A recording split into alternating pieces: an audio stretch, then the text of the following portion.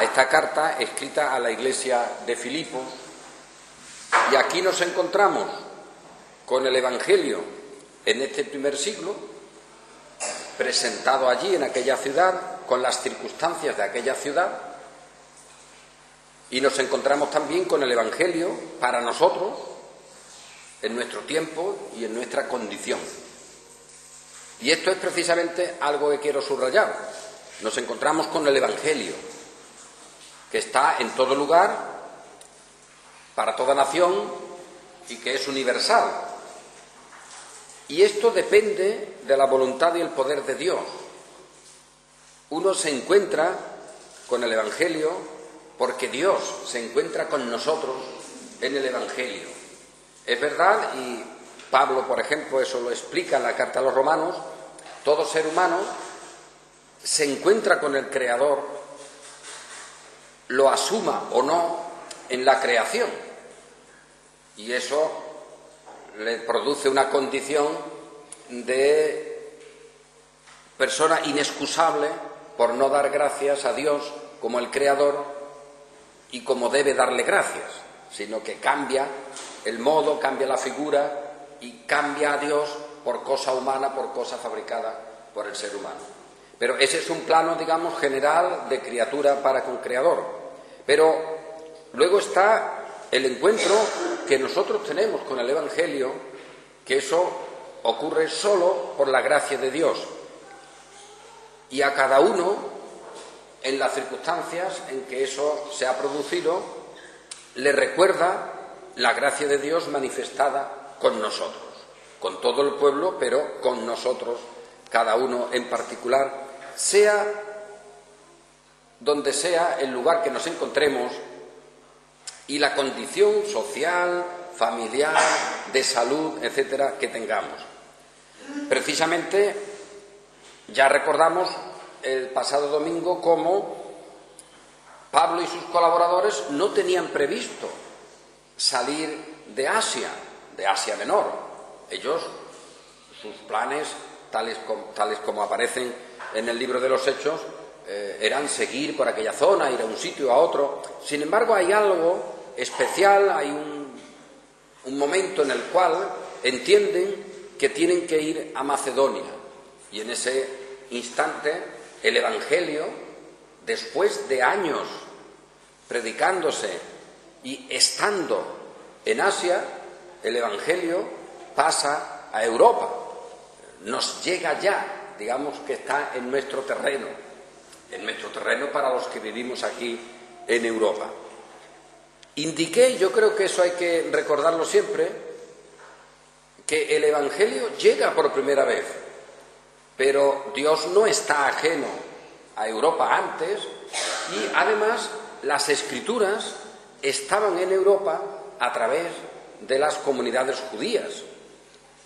En Filipos mismo, sabemos, existe una comunidad judía, por lo tanto, allí estaban las Escrituras.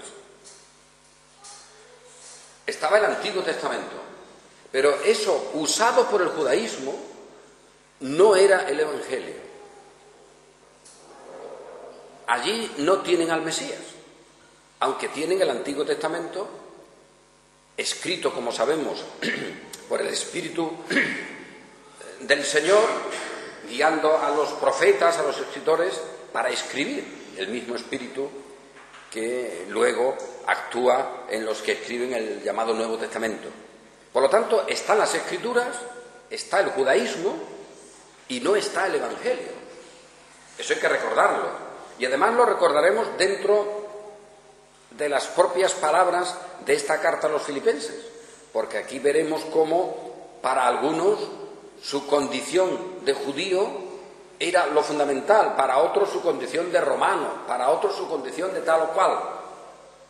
Y la enseñanza fundamental es esta: no es una condición previa, ni siquiera una condición ulterior la que es el fundamento, sino el encuentro, la realidad nueva que se produce cuando la voluntad de salvación de Dios llega a nosotros. Y eso luego lo conocemos por la persona de Cristo, por su obra, vamos averiguando más cómo ha sido esa obra, la riqueza de su contenido, vamos aprendiendo más cómo somos nosotros, pero al final lo que luego queda como precisamente la esencia de ese Evangelio es que el Señor, el Creador, nos ha encontrado y nos ha encontrado en nuestra condición de enemigos suyos, porque no hay otra, y sin embargo nos ha dado a su Hijo para que, tomando nuestro lugar, ahora seamos recibidos no en nuestra condenación, sino que seamos recibidos en Él y por lo tanto en la salvación y en la comunión ya eterna con el Creador, con el Padre. Esta es la esencia del Evangelio y es lo que tenemos también hoy nosotros que afirmar. Desgraciadamente, tantas veces hay que decirlo, a lo largo de la historia se ha considerado no esto como lo fundamental, se ha pensado que la gracia de Dios hay que adecuarla, hay que administrarla de algún modo, hay que darle una instrumentalidad, un lugar, un ritual, algo que no se quede por libre, que no se quede a voluntad de Dios, sino que al final sea el ser humano quien de algún modo tenga ahí la última palabra. Eso no es el Evangelio de salvación, es el antievangelio y es, sin embargo, algo muy común también en nuestros días. Y eso es una gran desgracia. Incluso, y debemos aprender esto, en el propio uso del lenguaje. Con mucha frecuencia, el Evangelio, en vez de acudir a nosotros, como es ese Dios que se acerca, que nos ve, que nos dice, oye, tú estás fuera, estás condenado, etcétera, pues el propio lenguaje lo hemos amoldado de tal modo que hemos fabricado una modalidad que ha sido de algún modo un instrumento en algún momento para enseñar el Evangelio, pero que se ha convertido esa modalidad en el propio Evangelio. Esto ha ocurrido a veces con símbolos, con sacramentos, por ejemplo, que se anuncian como lo fundamental, que decir en tantos lugares hoy el encuentro que uno puede imaginar, porque así te lo presentan muchos sectores de un tipo de cristianismo, el encuentro con Cristo es el encuentro en un sacramento. No hay otro modo. El encuentro, sí, te dicen está ahí, pero es el encuentro con una situación medio mágica, ritual, en la Eucaristía. Ahí está el encuentro. Pero para llegar ahí, ¿qué hay que hacer? Pues pasar por unos escalones rituales en los que prima sobre todo un concepto de dominio del ser humano sobre ese sacramento a través del sacerdote o de otros medios. Eso no puede ser, es decir, Cristo no es así. ¿Qué sacramento se llevó a Filipos? ¿Pablo qué llevó allí? ¿Un sagrario con alguna hostia consagrada? Hombre, no. Los que aparecen en aquel símbolo del varón macedonio diciendo pasad y ayudadnos, ¿qué estaban diciéndole? Traednos los ritos, traednos el sacerdocio, porque si no, no podemos salvarnos. Pues esto ya es una indicación de cómo tendríamos que aprender hoy a enseñar y a mostrar el Evangelio. No con aquellas cosas que pueden ser circunstanciales, sino con el Evangelio propiamente. Subrayando lo que acabo de decir también, que aquellos que piden que vayan a su tierra para ayudarles, tenían en su tierra al judaísmo.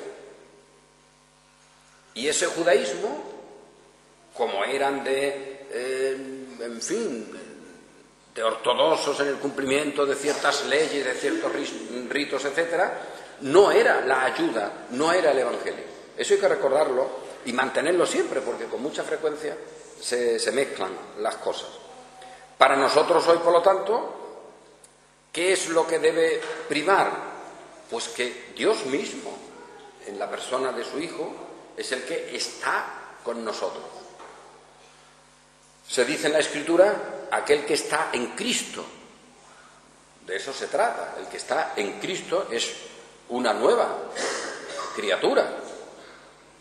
Y ya lo anterior es la etapa anterior, ahora todo empieza de nuevo, pero estar en Cristo.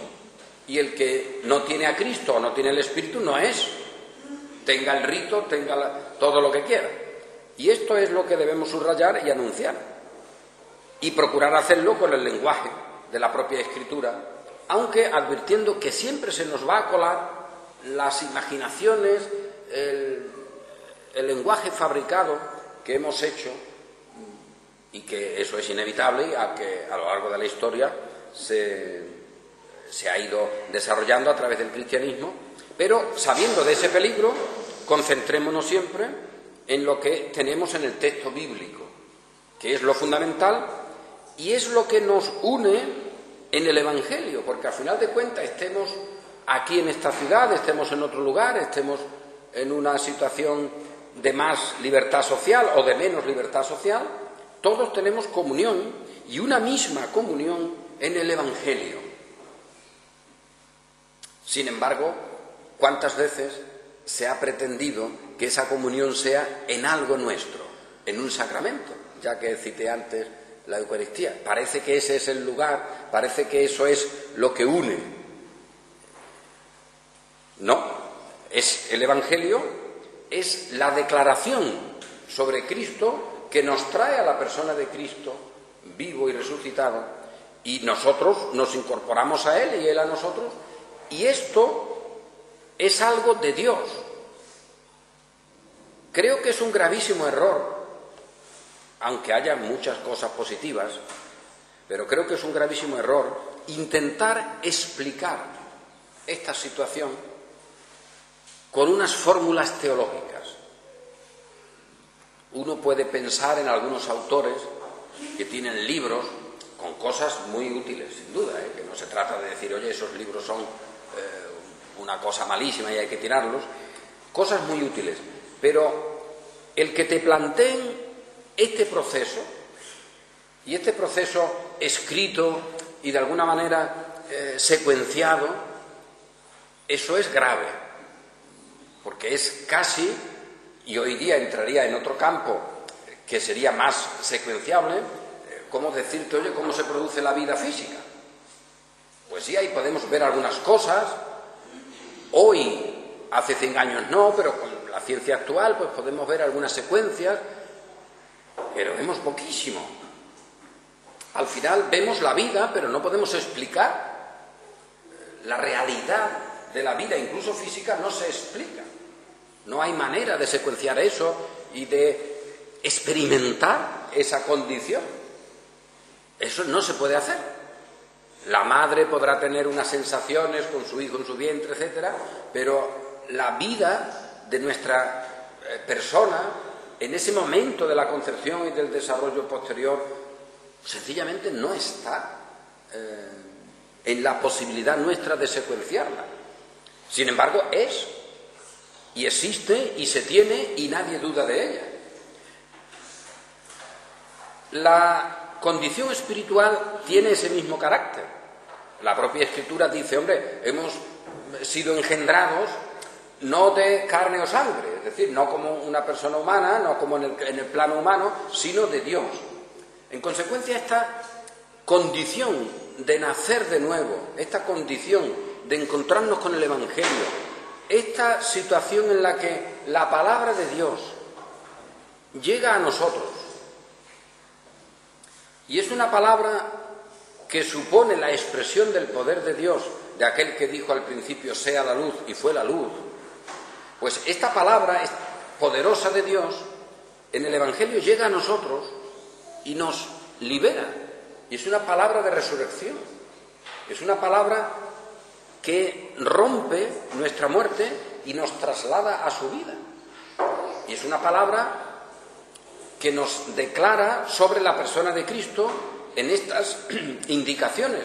Tomó Él nuestro lugar, se llevó Él nuestro pecado, cargó nuestras culpas en sus hombros en la cruz, etcétera. El que no conoció pecado por nosotros fue hecho pecado, para que nosotros seamos hechos ahora justicia de Dios en Él, etcétera. Pero colocar eso en un libro con palabras humanas realmente es, como mínimo, peligroso. y siempre relativo, porque es Dios, con su gracia, el que ha llegado a Filipos, y ahora nosotros sabemos que allí estaba Lidia y que fue llevada a aquella reunión y escuchó y se convirtió ella y su casa, y sabemos del carcelero que estaba allí guardando a los presos, que luego tiene aquella situación extraordinaria de encontrarse con el encuentro, valga la redundancia, con su Dios, que no imaginaba nunca, que no planificó jamás y que no podemos medir en un espacio secuencial y decir, mira, este carcelero oró, hizo no sé qué, le llevaron no sé cuántos folletos, hizo no sé qué cosa y al final aceptó. No, aquello fue algo que le vino encima. Con Lidia igual. Y luego está el desarrollo de esa gracia. ¿No había años antes también el Evangelio de la Resurrección? Cierto, y no llegó a Filipos. Y sin embargo llegó a Samaria. Y había llegado a otro lugar, y a Éfeso, que hemos leído antes un párrafo ahí para ahora hacer algunas observaciones en torno a esas palabras que allí se usan. Habían llegado las palabras del Evangelio a lugares diversos, en algunos casos sin ninguna planificación, sino simplemente por persecuciones, porque algún creyente habló a otro y allí se forma luego una comunidad extraordinaria como la iglesia en Antioquía, de la cual luego salen otros para otros lugares, etcétera. ¿Por qué ese tiempo? Tampoco podemos secuenciar eso. ¿Qué había ocurrido para que en ese momento llegue Pablo y sus colaboradores a Filipos y 3 años antes no? Dios así lo había ordenado. Y en eso no podemos entrar en describir, no podemos hacer ahí un guión. Es el orden de Dios soberano que se manifiesta, y esa es la alabanza que debe salir del corazón de cada uno de nosotros, en la salvación que nos ha sido dada y en la gracia destinada a vosotros. Pretender arreglar eso y explicar esa situación, eso es, aparte de alguna utilidad para alguna cosa, es siempre peligroso y en muchos casos absurdo. En muchos casos absurdo. Sencillamente no se puede. Y esto lo hemos subrayado y creo que tiene que hacerse continuamente.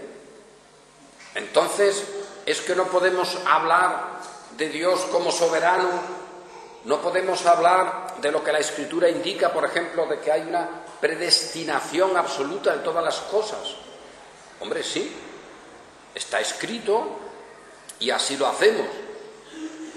Y la Iglesia en esta ciudad de Filipos o en cualquier otra ciudad sería el ejemplo evidente. ¿Por qué ocurrió esto ahora y no antes? ¿Y por qué esta iglesia que aquí es floreciente y que tiene un gran fervor, luego vemos unos siglos posteriores que ya es una iglesia que no tiene fervor y que seguramente no es ni iglesia hasta el día de hoy? Pues así está. ¿Por qué vemos a la iglesia de Roma una iglesia fiel, una iglesia modelo, que luego cuando pasan unos siglos se transforma en una iglesia que continúa hasta hoy, por cierto, y que nada tiene que ver con la que aparece en el Nuevo Testamento? Así es. ¿Cómo arreglamos eso? Pues eso no tiene arreglo. Es decir, es precisamente el Evangelio, creyendo el Evangelio, cuando afirmamos esa verdad. Pero esa verdad la afirmamos por la presencia de ese Dios soberano. Y es una afirmación con su palabra, no con nuestros razonamientos.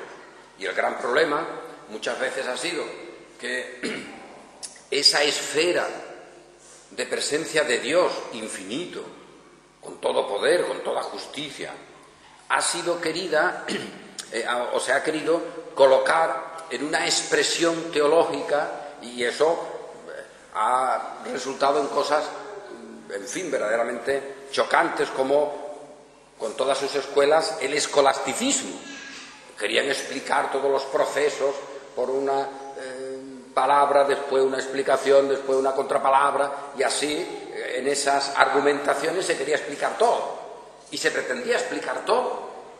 Pero claro, eso era un embrollo tremendo que al final podías estar aceptándolo o no racionalmente, pero el Evangelio por ahí no estaba en ningún sitio, Cristo tampoco, y te encontrabas con argumentos, con razonamientos y nada más.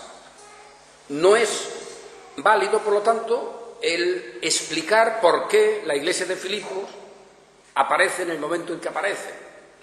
Eso corresponde al orden de Dios.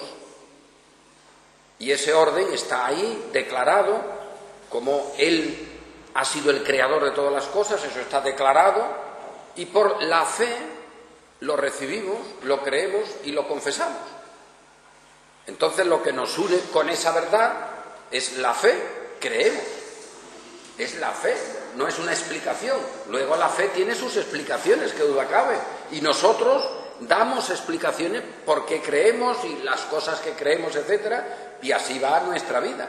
Pero nosotros no podemos presentar el Evangelio como si pudiéramos deshacer ese orden eterno y traerlo luego desgranado para que la gente lo coja, lo acepte o diga que bien o que mal. Ese no es el Evangelio. El Evangelio no es nuestro. El Evangelio no es algo que nosotros hemos fabricado. El Evangelio que nos ha llegado es de Dios y por eso nos transforma. Y por eso cambia la muerte. ¿Podrá algo humano cambiar la muerte? Ni siquiera humana, cuanto más la muerte en el pleno sentido de espiritualidad, de condenación delante de Dios del ser humano. Pues estas cosas irán delante de nosotros apareciendo una y otra vez para dejarnos en nuestro lugar. ¿Y qué lugar es? Pues el lugar de creer, el lugar de la obediencia de la fe, que es el lugar de la Iglesia. Si nos colocamos en otro sitio nos hemos perdido.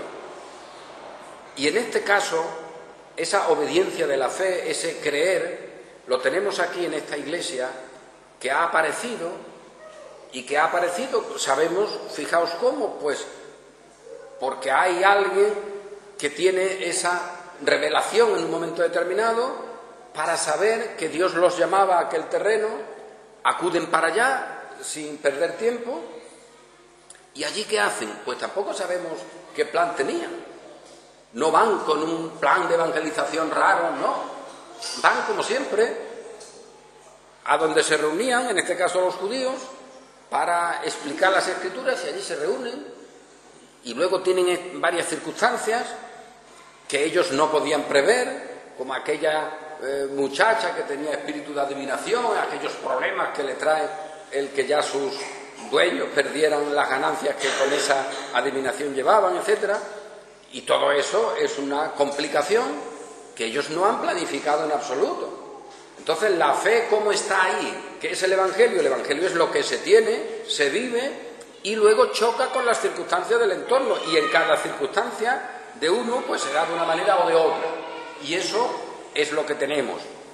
Y allí aparece ya al poco tiempo de haberse constituido aquella comunidad, que empieza con aquella mujer Lidia, que invita a su casa al apóstol y a sus acompañantes, el carcelero, que también con su casa están en ese grupo.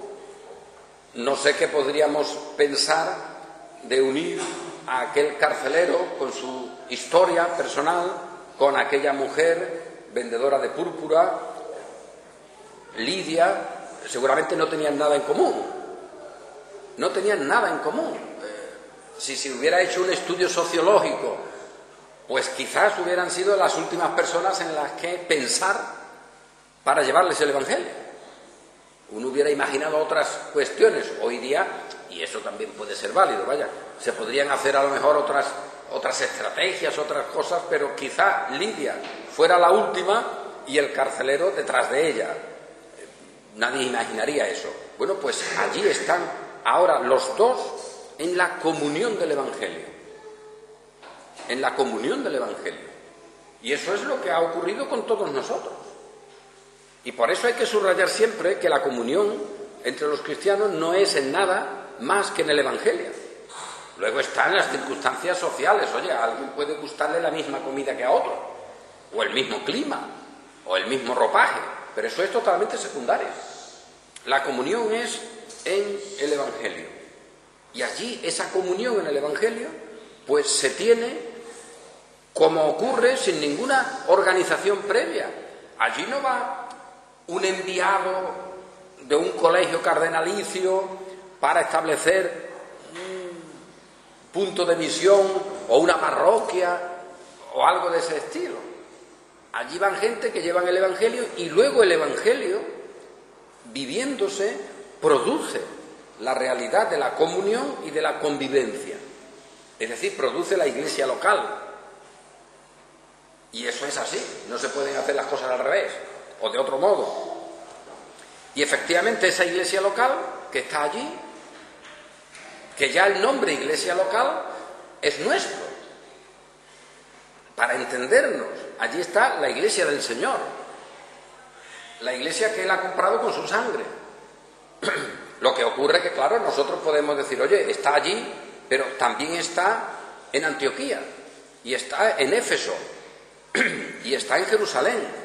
En consecuencia, está una parte de esa iglesia. Y como está en aquella localidad, oye, pues no es malo decir que allí hay una iglesia local. Pero no vayamos más allá, no demos a eso más organización porque nos perdemos, porque complicamos la existencia de precisamente esa iglesia. Y en esa iglesia están los obispos y diáconos. Una iglesia que tenía poco tiempo, pero que la vemos allí, a todos los santos en Cristo Jesús que están en Filipos, con los obispos y diáconos. Se señala esa situación. Allí había o estaba la presencia de obispos y diáconos. Claro, el término obispo es un término que culturalmente, para nosotros, en general, nos relaciona, nos lleva a la mente a la Iglesia de Roma específicamente, también seguramente, depende de donde uno viva, a la Iglesia anglicana, y si uno vive todavía en algún lugar más particular, incluso a iglesias luteranas que tienen obispos. Pero la idea sobre todo es la idea de Roma, porque además el Papa es el obispo de Roma, y eso le da el orden jurídico según su ley, la ley canónica, pues le da la condición de ser obispo de todos los obispos y tener una condición superior a todos y de él depender todos. Pero en la Escritura el término obispo, fijaos, está aquí en esta pequeña iglesia de Filipos. ¿Qué había pasado con quien estuviera allí de obispo? Varios, además, porque se dice en plural, los obispos y los diáconos. ¿Dónde se ordenó ese obispo? ¿Quién le dio el báculo? ¿Quién le puso la tiara o lo que se le ponga, o como se llame, en ese ropaje de obispo? ¿Quién le puso el anillo episcopal para que le besen? Evidentemente ni nadie.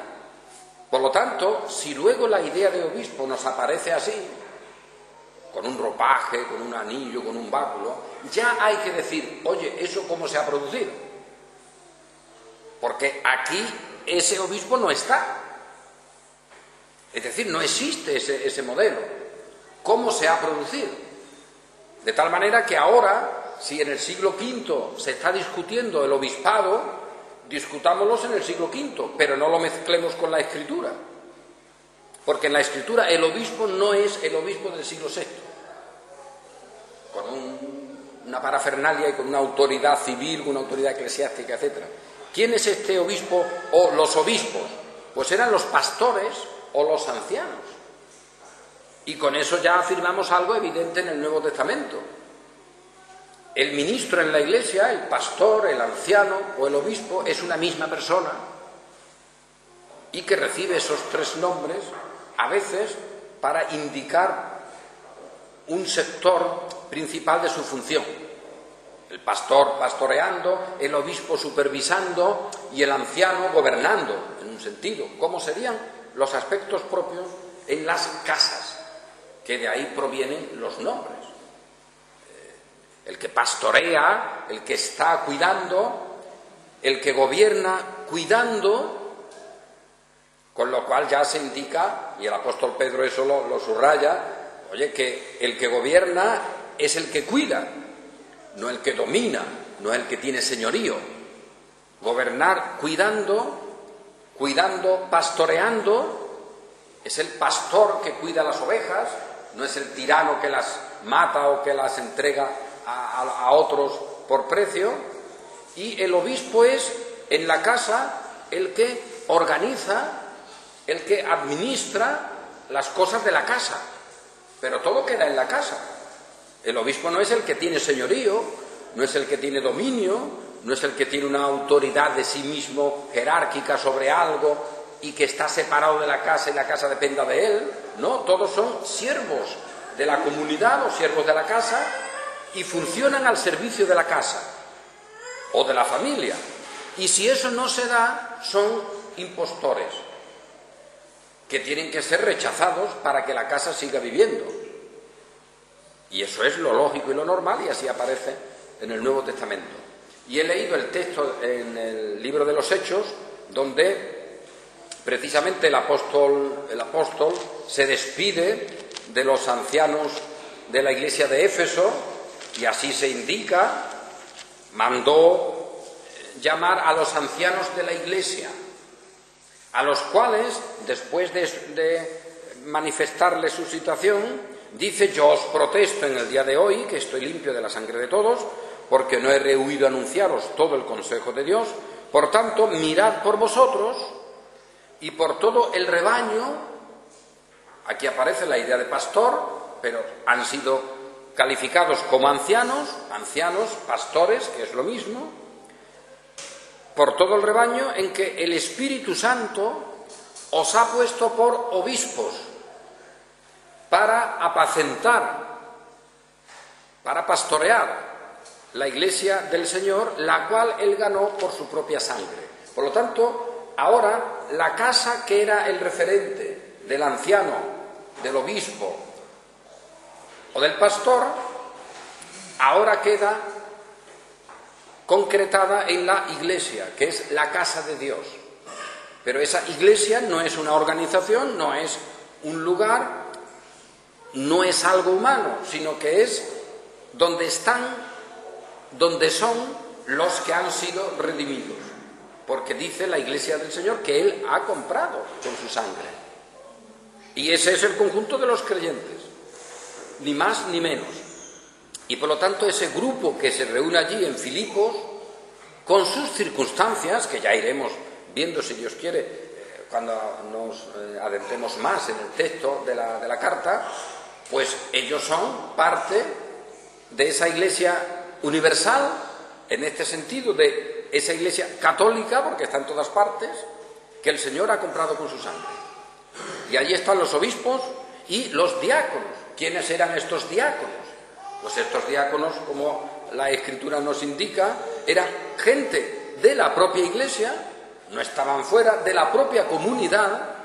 Esto siempre es fundamental recordarlo, que cuidaban aspectos de la comunidad. Por lo tanto, todo lo que en la iglesia aparece, y ya me refiero a iglesia en el sentido visible, en el sentido social, en el sentido que podemos medir de un grupo, un número de personas que se reúnen en un lugar determinado, todo lo que en esa iglesia hay es para servicio de la iglesia. Pero, a lo largo de la historia, la iglesia como comunidad, o el pueblo en un sentido general, tantas veces ha sido usado no para ser servido, no para ser edificado, sino para servirse de ese pueblo, y así hasta el día de hoy. No tiene que ver, no es lo mismo, pero esa transformación de que el responsable, en vez de cuidar y servir, se cuida de que le sirvan y de que tenga dominio sobre sus siervos, esa modalidad es religiosa y también política, y así hasta el día de hoy, y en todas partes. Y el Evangelio, una de las cosas que hace es también cambiar esa percepción del servicio, de servir a los demás y no usar a los demás para tu servicio y para tu propio poder. Ese modelo de servicio luego transforma la sociedad y así debe ser hasta el día de hoy. Pero en el cristianismo se fue introduciendo el modelo no de servicio, sino de dominio y de autoridad. Y el propio obispo, que aquí aparece como aquel que está en la Iglesia y participa de la comunión de la Iglesia, y es quien tiene que ayudar y gobernar sirviendo a la Iglesia, etcétera, lo vemos ya al cabo de poco tiempo como una figura en el cristianismo que era una figura de poder, era una figura de autoridad y en muchos casos de tiranía.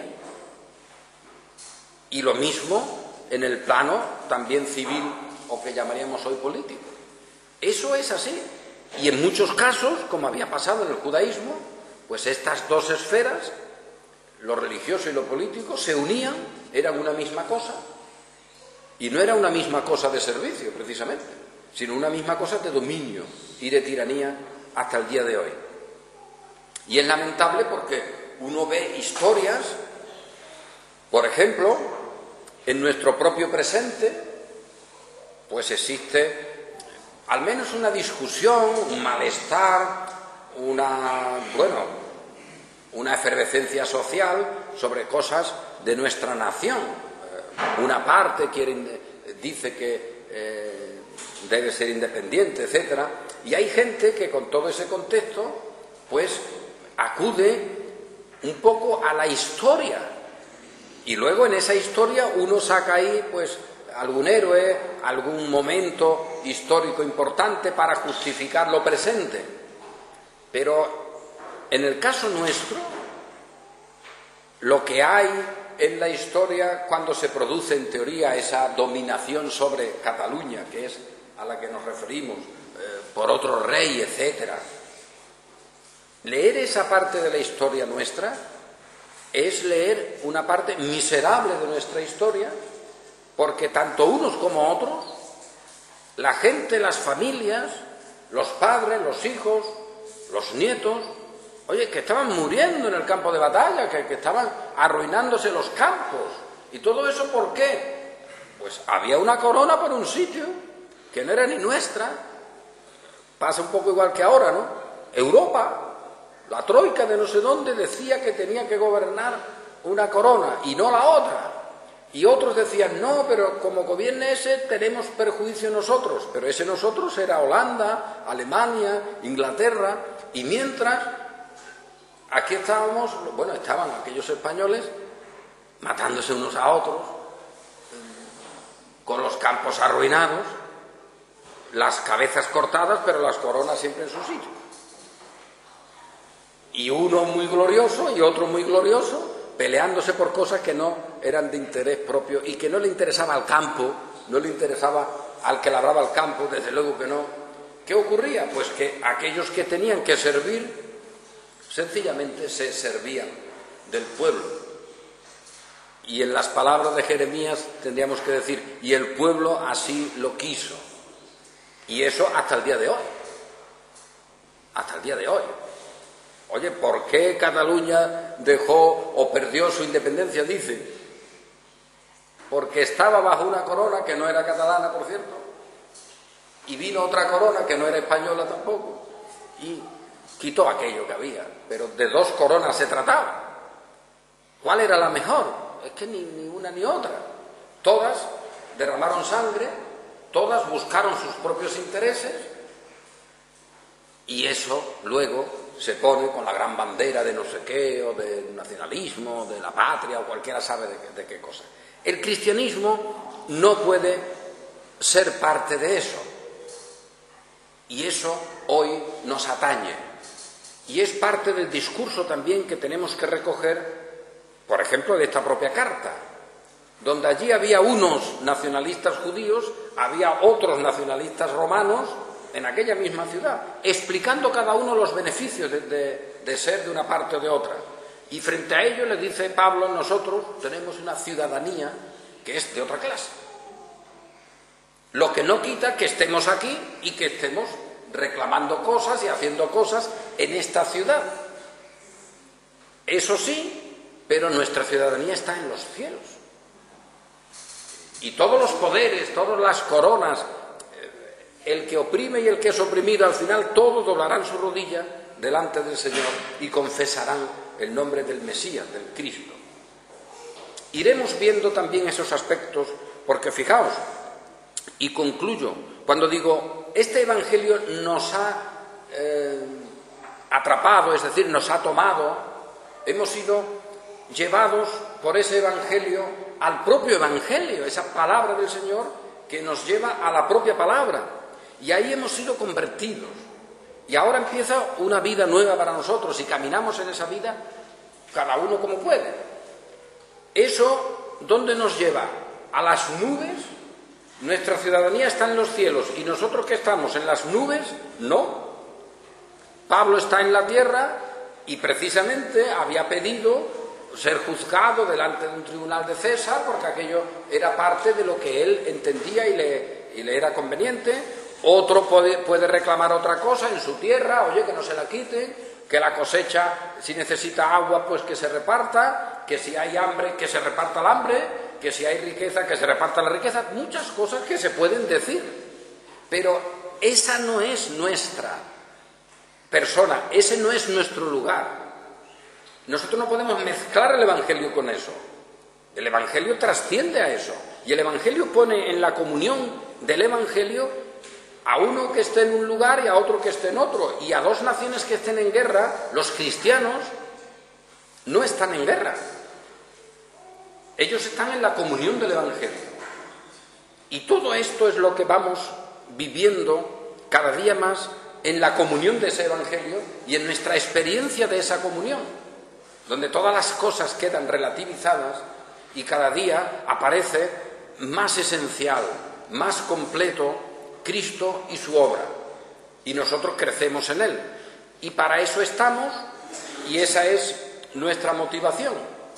Que todos nosotros crezcamos más y más en la persona de nuestro Redentor, porque creciendo en Él, creceremos en toda bendición, creceremos en todo lo bueno, creceremos en santidad, creceremos en justicia, creceremos en aquello que permanece.